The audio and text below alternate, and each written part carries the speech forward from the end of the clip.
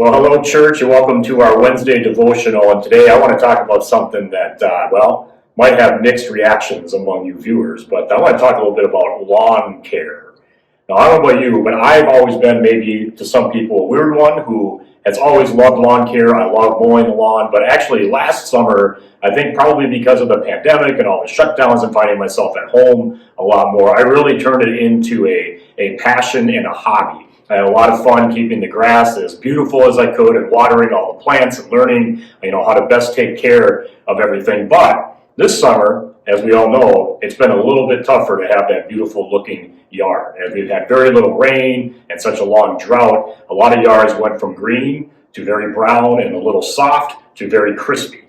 And I know I tried to stay on it the best I could, which meant I had to water the yard a lot more. So not only does that take more work, but it really made me realize just how important water is, not only for plants, but especially for grass. I really have never seen a summer like this where we had no water naturally from rain. And as I was thinking about it the other day, I was watering the yard and I was watching the sprinkler. It kind of occurred to me that we're not all that different from grass. We need to be watered continuously as well. In fact, each and every day and each and every moment of our lives, we are searching and yearning and in need of that water.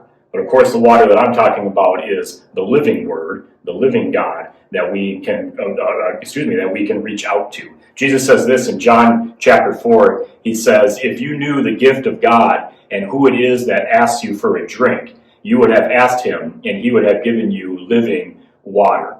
I think it's important for us to remember that as we continuously draw from Christ and to Christ, we gain his life, his strength, his passion, and his desires for our lives. And that's how we are able to continue to grow strong and even fight off the scorching heat or the droughts of our lives as well. So my question for us today and for us to be thinking about this week is, are we drawing from Christ? Are we drawing from the living water in our lives today? And maybe more so, how are you doing that? Maybe we can comment on this or just share with one another how you really draw yourself to the living water, to the living Word of Christ. Because if we're not doing that, oftentimes we find ourselves trying to do everything on our own.